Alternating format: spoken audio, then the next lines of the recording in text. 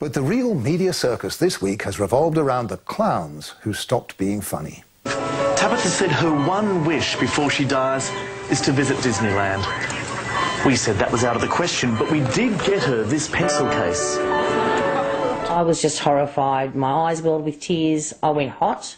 My mouth fell open, and I just was absolutely fuming. My 3-year-old daughter passed away with leukemia at the Children's Hospital at Westmead. Yep. And I could honestly say the Chaser and the ABC should hang their heads in shame for thinking that was funny.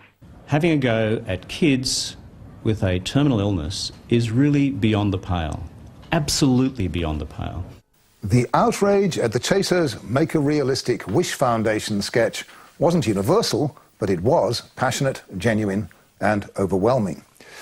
The next morning, the ABC's chairman said it was appalling. An ABC board member said she found it spine-chilling. And by that afternoon, the ABC's managing director was apologising to anyone who'd listen. Today we want to and we have unreservedly apologised for airing that skit. It's very clear today with the reaction that it's caused considerable offence and distress, particularly to parents of children who are seriously ill.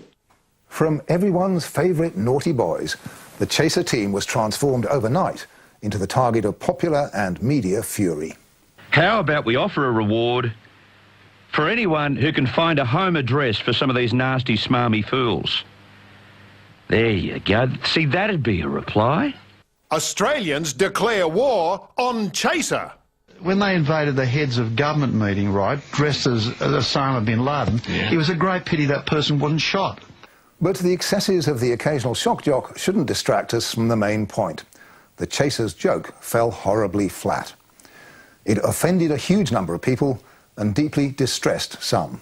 And a lot of them wanted to know this. What about the people that let this rubbish go to air? How did that get through the code? Wasn't it on ABC? Well, yes, it was.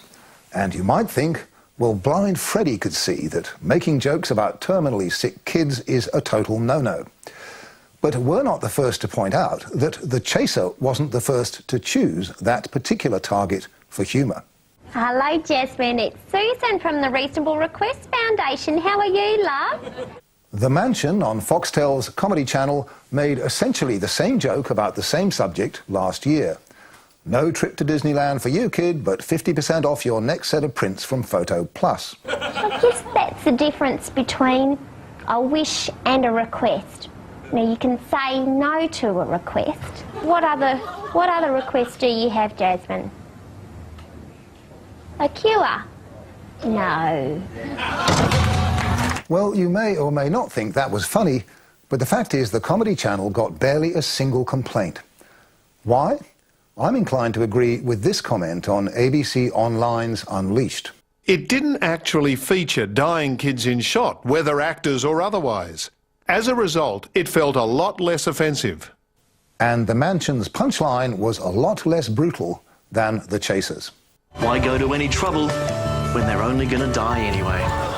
The point is, humour is a tricky business. The Chaser's War on Everything has been hugely popular, but it teeters on the edge of disastrous misjudgment every week. This skit, managing director Mark Scott kept saying last week, went right over the edge. But he wouldn't say who let it go there. Who approved it, at what level of management, and do you now have doubts about their judgment? Well, Richard, the approval process happens in the entertainment division within television. The usual processes have applied to this. So what are the usual processes? Well, the ABC's Bible, its editorial policies, have a special section specifically dealing with satire.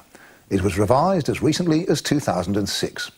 Satire has a legitimate place in ABC content. The groups or individuals most often satirised are those prominent in public life. It doesn't say you can't satirise charities for sick kids, but it doesn't sound encouraging. Staff involved in satirical content need to consider the potential for satire to cause harm to groups or individuals and should refer upwards as required in accordance with 4.1.4.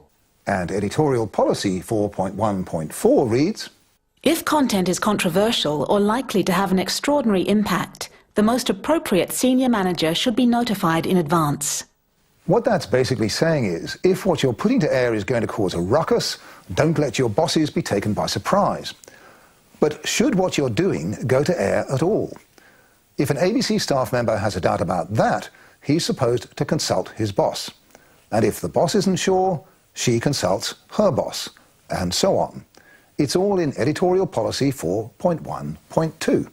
This process, known as upward referral, can extend through the relevant director to as far as the managing director as editor-in-chief. If staff do not refer the issue upward, he or she will be responsible for the editorial decision made. Ah, responsible. Lots of people have been accepting responsibility this week. Mark Scott, for one. Finally, I'm responsible for what goes to air on ABC radio and television online. Yeah. Finally, I have to take responsibility for this. But Mr. Scott didn't see the skit in advance.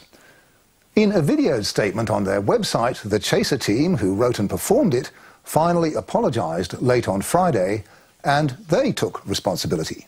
It was meant to be so over the top that people wouldn't take it seriously, but we got it wrong and we didn't convey that properly, and we take full responsibility for that. But should they take full responsibility? The Chaser team is supposed to push the boundaries. It's what they do. Aren't they entitled to assume that if they go too far, the layers of ABC management above them will pull them back?